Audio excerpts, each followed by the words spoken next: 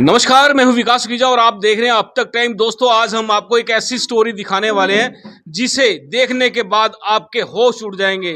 और आपको बता दें, इस स्टोरी के अंदर जो सबसे बड़ी बात है, वो बड़ी बात यह है कि इसके अंदर एक व्यक्ति संदिग्ध परिस्थितियों में लापता हो जाता है और उसकी मोटरसाइकिल मिलती है करनाल नहर के पास। और उसके पुलिस वहां पहुंचती है, मोटरसाइकिल चेक करती है और उसमें से एक थैला निकलता है जिसमें से एक सुसाइड नोट निकलता है। और आपको बता दें, सुसाइड नोट लिखने वाला होता है सोनलाल, जो कतलेड़ी गांव का रहने वाला है। और उसकी शादी जो निसिंग के अमर कॉलोनी की रहने वाली प्रीति के साथ होती है। आपको बता दें, जो सोनलाल है वो पिछले काफी समय से अपनी ससुराल में ही रहता था, घर जवाई था। और आपको बता दें, उसके 3 बच्चे भी थे। घर के अंदर ना जाने ऐसी कौन सी बात हुई कि जो सोनलाल है वो यहां से निकलता है और उसके बाद आपको बता दें करनाल नहर के पास पहुंच जाता है। वहां उसकी मोटरसाइकिल मिलती है, थैला मिलता है, उसमें सुसाइड नोट मिलता है, चंपलें मिलती है। ये सब चीजें पुलिस बरामद कर लेती है और सोनलाल हो जाता है गायब। अब दोस्तों, लिखा होता है कि सुसाइड नोट के अंदर की आत्महत्या करने जा रहा है अपने परिवार से, अपनी बीवी से तंग होकर। और दोस्तों, इस पूरे मामले को लेकर आपको बता दें, पूरा जो ये परिवार है, जो निसिंग का, जहां हम लोग आज पहुंचे हैं, आज हमारे साथ इस परिवार के लोग भी मौजूद हैं। आप देख रहे हैं स्क्रीन में मेरे इधर, इस घर के जो मुखिया हैं, जो उनकी बेटी जो कतलहड़ी में ब्याई हुई थी और पिछले काफी समय से अपने पति के साथ यहाँ अपने मायके में रह रही है। और दोस्तों, आपको बता दें, जिस बंदे का सुसाइड नोट मिलता है वो यहाँ से फरार हो जाता है और खाटू श्याम पहुंच जाता है। और लोग सोचते हैं कि सोनलाल ने आत्महत्या कर ली है नहर में डूब के। और इसी पूरे मामले को लेकर सोनलाल के परिवार के लोग पहुंच जाते हैं करनाल के जिला सचिवालय पे। बड़ा हंगामा होता है, मीडिया की सुर्खियां बन जाती हैं। जो अनाप शनाप बोला गया, दिखाया गया, और एक पूरा का पूरा जो उत्पीड़न हुआ वो इस परिवार के साथ हुआ, क्योंकि सोनलाल ने आत्महत्या नहीं की, एक ड्रामा किया था इस परिवार को डराने धमकाने के लिए, क्योंकि उसकी नीयत इस परिवार की जमीन जायदाद प्रॉपर्टी पर अटकी हुई थी। और दोस्तों, आपको बता दें, ये पूरा मामला अभी चल ही रहा था और इसी दौरान जो प्रेशर वहां डाला गया लघु सचिवालय पे, इस पूरे परिवार के खिलाफ मुकदमा दर्ज कर लिया जाता है संगीन धाराओं के अंदर। और परिवार दर बदर की ठोकरें खाता है, पुलिस के डर से इधर उधर भागने लगता है, क्योंकि बंदा गायब था, उसका पता नहीं लग रहा था और पूरा प्रेशर क्रिएट हो चुका था। और ये जो खबर मैं आपको दिखा रहा हूं दोस्तों, हम चाहेंगे इसको ज़्यादा से ज़्यादा शेयर कर देना, क्योंकि आज मेरे साथ, मैं इस परिवार के साथ हूं। आज आपको इस पूरी स्टोरी का सच दिखाऊंगा कि जिस बंदे ने तमाशा बनाया, जिस बंदे ने झूठा मुकदमा दर्ज कराया, और जो बंदा बिना मतलब के, बिना किसी बात के गायब हो जाता है और खुद को सुसाइड नोट लिख देता है, वही बंदा निसिंग पुलिस द्वारा राउंड अप कर लिया जाता है। पूरा मामला खुल जाता है कि जो मुकदमा दर्ज किया था वो टोटली फेक था, झूठा मुकदमा दर्ज हुआ है। और दोस्तों, हम चाहेंगे कि आप इस खबर को ज्यादा से ज्यादा शेयर कर देना। दोस्तों, अब हम बताते हैं आपको इस पूरे मामले की सच्चाई आखिरकार क्या है। आपको बता दें, सोनलाल को निसिंग थाना पुलिस राउंड अप कर लेती है और पूरा मामला खुल जाता है। और जो ये झूठा मुकदमा दर्ज किया गया था, जिस झूठे मुकदमे में ये पूरा परिवार शामिल हो चुका था, ना जाने 4-5 दिन लगातार इन्होंने कितने झेला होगा, आप सोच नहीं सकते हैं। दोस्तों, अब इस पूरे मामले का पट्टासेब होने के बाद आपको बता दें, जो पीड़िता है उसने, यानी कि प्रीति, जो सोनलाल की धर्मपत्नी है, उसने अपने पति सहित अपनी ससुराल वालों और उन लोगों के खिलाफ मुकदमा दर्ज कराया है जिन्होंने बिना किसी मामले की जांच सामने आने से पहले तमाशा किया। और दोस्तों, आपको बता दें, इसमें मुकदमा दर्ज हो गया और जो निसिंग के एसएचओ है, हमने उनसे भी बात की है, पूरी बात सुनवाऊंगा। अब सीधी बात करते हैं, जो इस परिवार के मुखिया हैं उनसे जान लेते हैं। क्या नाम है जी आपका? बल्लू राम है जी मेरा नाम जी, क्या मामला है? हाँ जी, आपकी बेटी का क्या नाम है? दामाद का क्या नाम है? कब शादी की थी? क्या मामला है? सोनलाल लड़के का नाम, प्रीति मेरी लड़की का नाम जी है। जी इसके साथ रहता था 10 साल 11 साल तक। हमने शादी कर रखी इसकी जी और इसको परेशान करता था। जी मेरे को वहाँ से कभी पैसे मंगवा लेता, कभी 6 महीने के बाद लाख रुपया मंगवा लिया, 2 लाख रुपया मंगवा लिया। जी मैंने मजबूर करता था वो। जी मेरी लड़की मजबूरी हो जाती तो फिर मैंने मर्दे न देना पड़ा था, बेबस था मैं। जी। मेरा लड़का पूरा हो गया वहाँ, इसने वहाँ से मेरी जमीन बकवा कर निसंग में दुआ दी। मैं आपसे एक बात जानना चाहता हूँ, आपने अपनी लड़की की शादी कहाँ पे की थी, कब की थी, कितने साल पहले की बात है? इसको 10-11 साल हो गए, 11 साल। जी। मैंने शादी करी थी, कौन से गांव में की थी? कतलाड़ी में करी थी जी, जी सोनलाल के। जी तो उनने फिर ये मेरे साथ यो काम शुरू कर दिया। इसकी गम में मेरा छोकरा भी मर गया। जी मेरा छोकरा मर गया, लड़की बहुत परेशान रहे थी, मारे था, पीटे था, छेते था, घर भगा दे था, कभी 50,000 दे दे, कभी लाख दे दे, कभी ये दे दे, कभी वो दे दे। मैंने मजबूर होकर देना पड़े थे। छोकरी जाकर मेरे घर रोंदी, पापा मेरे को मारा पीटा, ऐसे ऐसे करे, जी। कुछ पैसे दे मेरे को। मैं फिर कोई इसको पैसे दे के आता था, कुछ बात शांत पड़ जाती। 6 महीने के बाद फिर वही तूतवा उठा देता लड़ने मरने का। बेबस हो गया मैं उससे। फिर वो मेरा लड़का पूरा का, फिर इसने वहाँ था मेरी जमीन बकवा के यहाँ निसंग में दुआ दी। कितने किले बिकवा दिए? वहाँ मेरे 2.5 बकवाए थे, यहाँ मैंने 3 आके लिए थे। जी। उसके बाद मेरे वो 3 भी बकवा दिए इसने। नहीं, ये आपके घर पे रहने लग गया था, घर जवाई बन हाँ, गया था, घर ये जमाई कैसे था। हुआ था? ये घर जमाई था जी, मैंने न्यू बनाया था। चलो भाई मेरा बेटा नहीं रहा, यो ही बेटा समझ के मैंने अपने पास रख लिया था। जी भाई यही मेरा बेटा है, जी जहाँ मेरी बेटी है मेरा बेटा ही है यो। जी तो जी इसने तो वो नाटक जो शुरू करा, मेरे वो 3 किले भी यहाँ तक बेच दिए, बेच दे बेच दे।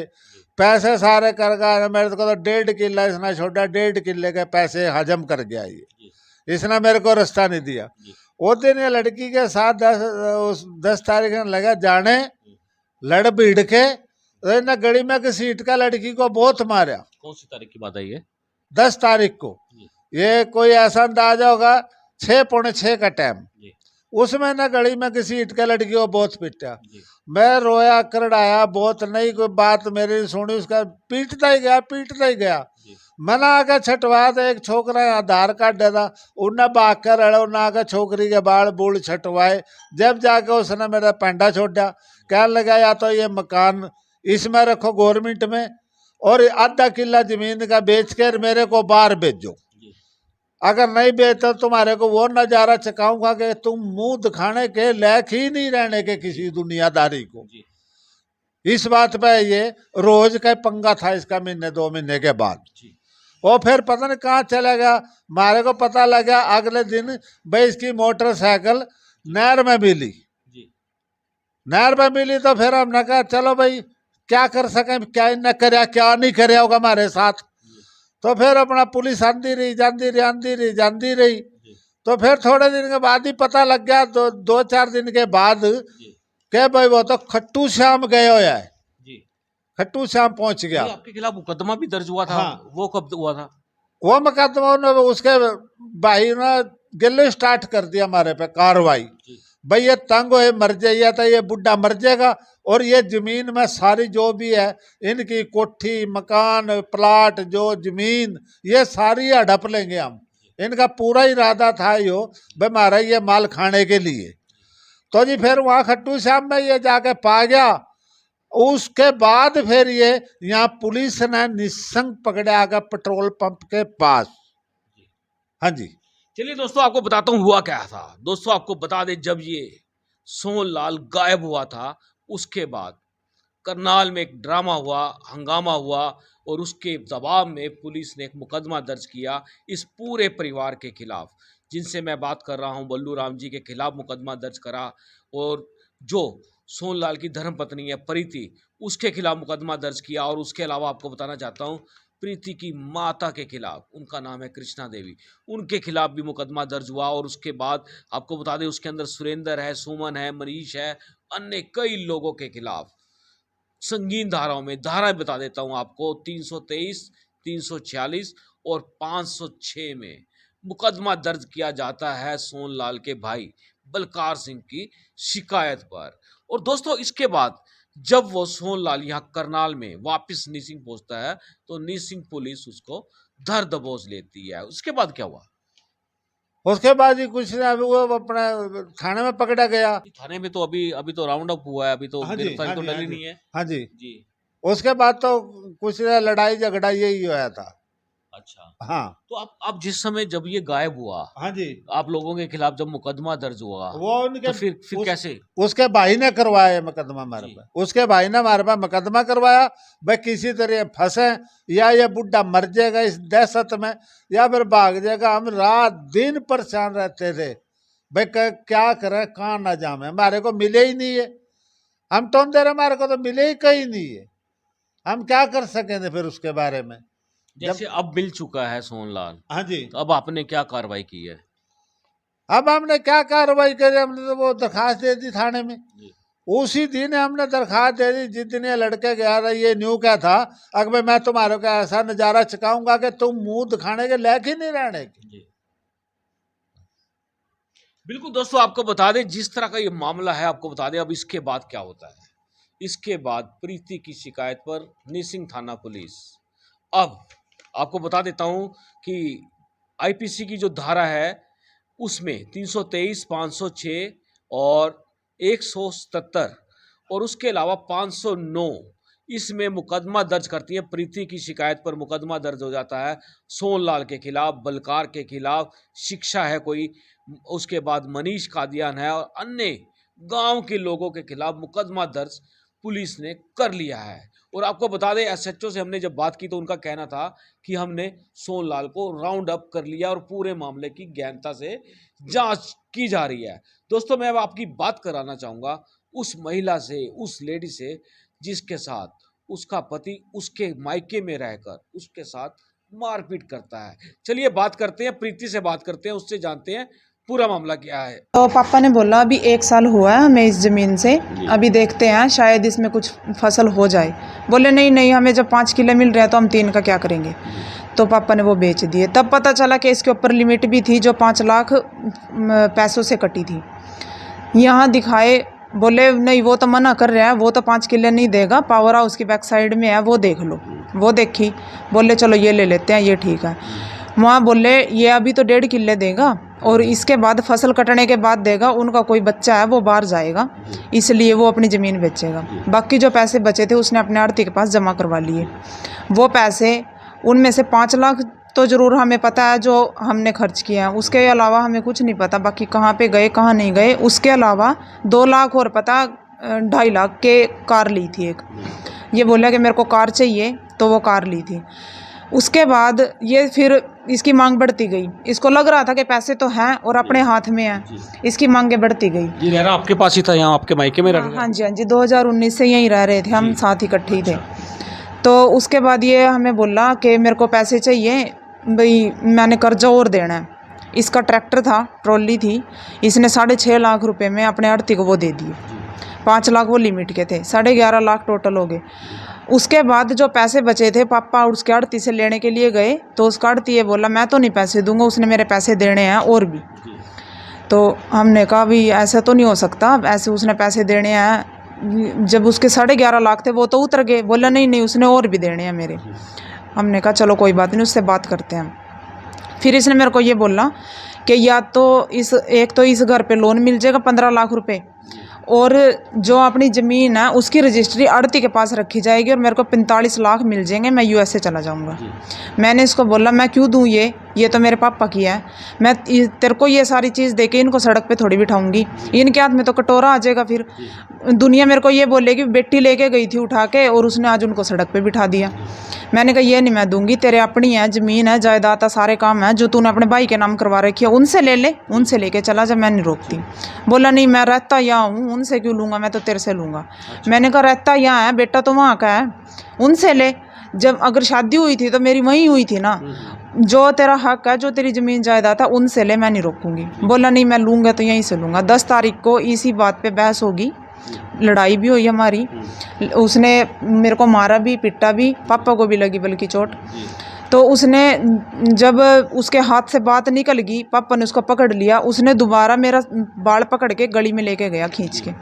उसने मेरे को वहाँ घसीटा, तो पापा ने ज़ोर ज़ोर के रुके दिए। वहाँ आए जो पड़ोस में थे लड़के वगैरह आए, उन्होंने छुटवाया। वो जाते जाते मेरे को ये बोल के गया कि अब तेरे को पता चल जाएगा, तेरे को ऐसा बदनाम कर दूंगा, दुनिया में खड़ी रहने के लायक नहीं रहेगी तू। मैंने भी उसको बोल दिया, मैं चल तेरे को जो करना वो कर ले। तो उसी दिन मैं 6 बजे निसिंग थाना में गई। वहाँ जाके मैंने एप्लीकेशन दी कि ये मेरे साथ मारपीट करके गया। इन्होंने तुरंत उस पर एक्शन भी लिया। कौन सी तारीख को आपने कंप्लेंट की थी? 10 तारीख को, मंगलवार का दिन था। मंगलवार को। हाँ जी। अगले दिन 11 तारीख को लगभग 12 से 1 के बीच का टाइम था दोपहर का, मेरे पास फ़ोन आया कि काचवा नहर के पास बाइक मिली है, सोन सिंह के नाम से है, कतलाड़ी का है कोई, और आप एक बार रामनगर थाने में आ जाओ। हमने उनका बोला भी ऐसे कैसे बाइक मिली? बंदा कहते आप एक बार आ जाओ या उसकी फैमिली का नंबर दे दो। तो उसकी भाभी का नंबर था मेरे पास और किसी का नंबर नहीं था। मैंने वो नंबर उसको दे दिया। उसके फैमिली से वहाँ गए, उन्होंने देखा कि सुसाइड नोट है उसके अंदर, बैग के अंदर बाइक है, मतलब सब कुछ था। तो उन्होंने अगले दिन 12 पता नहीं 13 तारीख की बात है, लघु सचिवालय में पहुँचे वो सेक्टर 12 में। उन्होंने वहाँ पे पूरा हंगामा क्रिएट किया, मतलब मेरे को करैक्टरलेस साबित कर दिया, और जो मेरी फैमिली थी, मेरे रिलेटिव थे, उनके खिलाफ मेरे खिलाफ FIR दर्ज करवा दी कि इसकी वजह से उसने सुसाइड किया है। मैंने अपना पूरा घर पूरा करेड़ा, मैंने देखा उसके कपड़े गायब थे, उसके बैंक की कॉपी थी, ATM था, आधार कार्ड था और उसका फ़ोन था जो घर से गायब थे। तो मैंने बोला कि ऐसे ऐसे करके घर से सामान भी गायब है, मेरे को तो लगता नहीं उसने सुसाइड किया। उसकी फैमिली बोल रही है कि FIR है, उसको घर से उठाओ, बच्चों को अनाथ आश्रम में डालो, ये तो बच्चों को भी मारती है, ये तो ये करती है, ये तो बच्चों को मार देगी, ये डायन है, ये मतलब ऐसे ऐसे बहुत आरोप लगाए मेरे ऊपर। तो मेरे पास 16 तारीख को 1 बजे के करीब फ़ोन आया मेरे पति का खाटू श्याम से। उन्होंने मुझे फ़ोन किया, वो रोए पहले, मेरे को बोले मेरे को बचा लो और ये मेरे को मार डालेंगे, मेरे को लास्ट चांस दे दो एक बार। मैंने उनको बोला कहाँ से बोल रहे हो आप? बोले ये तो मेरे को पता नहीं, मेरे को कौन गिर के गया यहाँ पे, मेरी आँख खुली तो मेरे को पता चला भी तू जिंदा है, पर ये पता नहीं कहाँ है। मैंने उससे पूछा तेरे आसपास कोई लोग होंगे, कुछ तो होगा, उनसे पूछ तू कहाँ है? बोले नहीं मेरे साथ कोई नहीं बोलता। मैंने कहा ये नंबर किसका है, ये फ़ोन? बोले ये तो मैंने किसी से हाथ पैर जोड़ के लिया और उन्होंने मेरे को फ़ोन दिया, तू बात कर ले। मैंने कहा इनसे पूछो कहीं बस या ट्रेन कुछ हो मिल जाए करनाल की। तो बोले नहीं मेरे को कोई नहीं बता रहा, ये कहाँ से मिलेगा कहाँ से नहीं। उसने 10 मिनट ऐसे ही मनगढ़ंत कहानी बनाई। मैंने फिर उसको फोर्स किया कि तू ये बताइए फ़ोन किसका है? बोले ये फ़ोन मेरा ही है, मैंने अपना नंबर लिया और पुरानी सिम मैंने तोड़ के फेंक दी। मैंने कहा ठीक है, अब है कहाँ तू? बोला मैं खाटू श्याम में हूँ और मेरे को लेने के लिए आ जा, मेरे पास पैसे नहीं हैं। मैंने तुरंत थाना निसिंग में सूचना दी इस चीज़ की। तो उन्होंने मेरे को बोला कोई बात नहीं, हम उसको देखते हैं और आप अगर उसका फ़ोन दोबारा आए तो उसको अटेंड करते रहना। मैं वो फ़ोन अटेंड करती रही। निसिंग आने के बाद अगले दिन वो निसिंग आया। निसिंग आने के बाद उसने मेरे को बोला कि मैं ट्रक से आ रहा हूँ और मैं मंगलवार का व्रत है मेरे को 4 रोटी दे के चली जा। मैंने तुरंत उसकी रोटी बनाई। मैंने उसको बोला ठीक है, ये पेट्रोल पंप है इंडियन ऑयल का जो बंद पड़ा है, मैं इसके पास आ जाऊँगी। उसने बोला हाँ इसके पास आ जा, मेरे को रोटी दे के जाना। मैं वहाँ खड़ी रही। मैंने निसिंग थाना को भी सूचित किया कि वो आ रहा है और आप उसको कैप्चर कर लेना। बोले ठीक है। तो वहीं पे पुलिस वाले भी थे, मैं भी वहीं थी।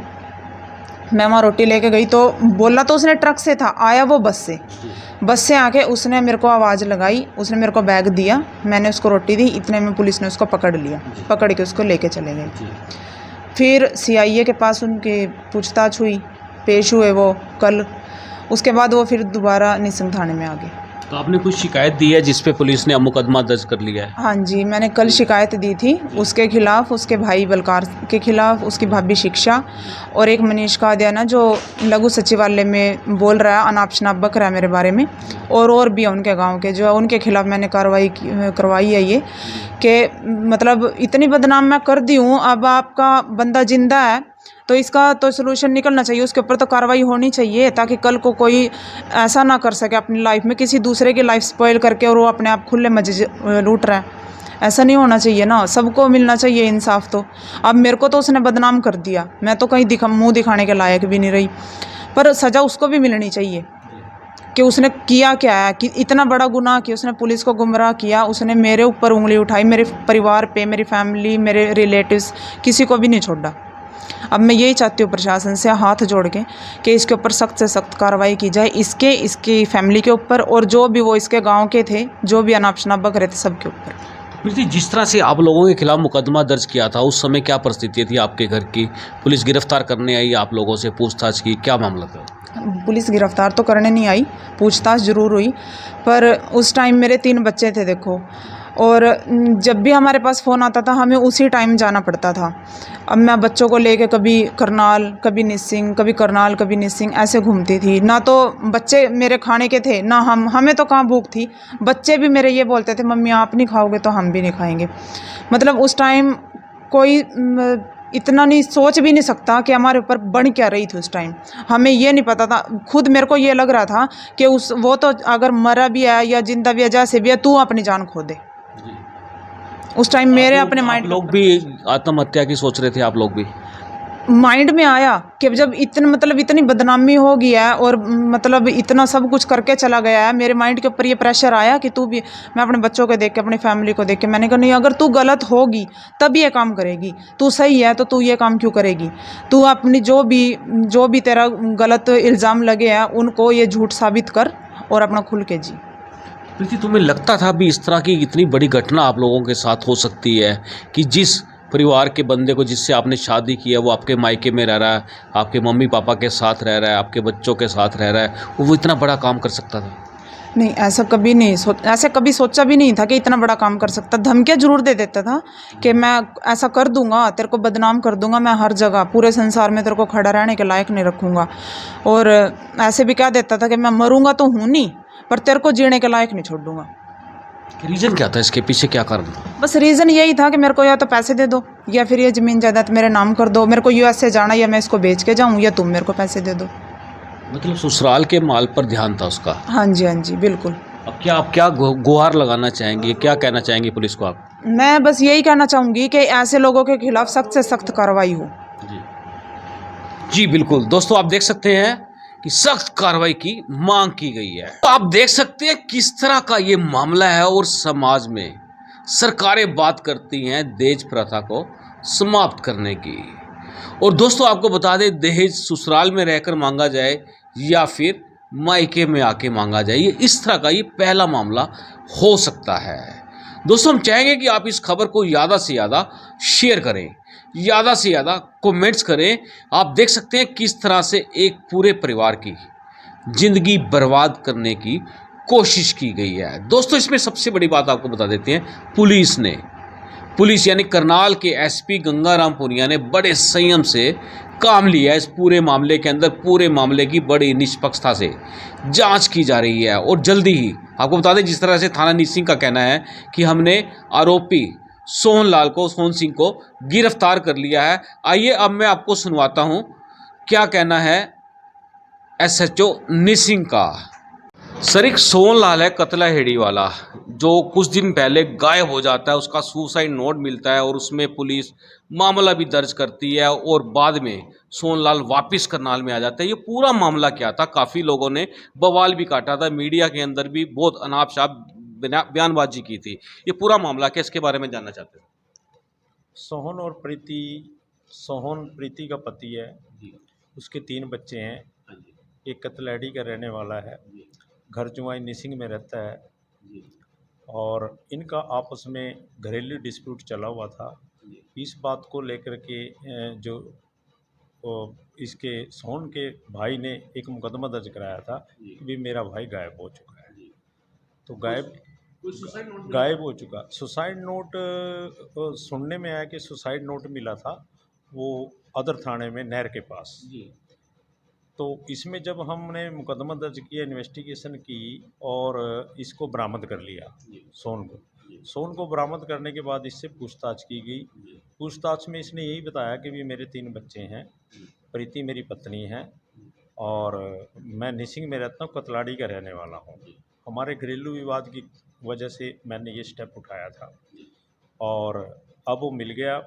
मिलने के बाद प्रीति ने एक कंप्लेंट और दी है रात को कि मेरे पति व उसके परिवार गांव वाले व उसके भाई ने मेरी इंसल्ट की है। उस संबंध में हमने मुकदमा दर्ज करके तफ्तीश जारी है। सर किन धाराओं में मुकदमा दर्ज किया गया ये वाला? इसमें 177 सेक्शन है, 509 है, 323 है, 506 में आईपीसी के तहत मुकदमा दर्ज किया। सर इसमें जिस तरह से सोनलाल ने एक बवाल खड़ा कर दिया, उसके परिवार के लोगों ने लघु सचिवालय पे पहुंचे, मीडिया के अंदर अनापशनाप बयानबाजी करी, उससे बड़ा बुरा प्रभाव पड़ा। ये परिवार काफी उत्पीड़न रहा है, क्या कहना चाहेंगे? सर इसमें हमने मुकदमा दर्ज कर दिया। तफ्तीश में जो बात सामने आएगी, जो इसमें गिल्टी होगा उसके खिलाफ कार्रवाई की। सर सोनलाल गिरफ्तार हो गया? सोनलाल हमने राउंड अप कर लिया है, जी उससे पूछताछ करेंगे और आगामी कार्रवाई करेंगे। दोस्तों आपने देखा एसएचओ निसिंह ने पूरा का पूरा मामला बताया है कि एक मुकदमा जो सोहन सिंह ने पहले दर्ज कराया था वो उसके बाद वो मिल गया और उसके बाद अब नया प्रीति की शिकायत पर अब मामला दर्ज किया गया है और आरोपी को राउंड अप कर लिया है और जल्दी इसकी गिरफ्तारी डाल दी जाएगी। दोस्तों हम चाहेंगे कि आप इस खबर को ज़्यादा से ज़्यादा शेयर कर दें। आप देख रहे हैं अब तक टाइम्स, मैं हूं विकास सुखीजा। नमस्कार, जय हिंद, जय Bharat. This is important for you and your loved ones. Choose a policy today from Star Health Insurance. This is important for you and your loved ones. Choose a policy today from Star Health Insurance.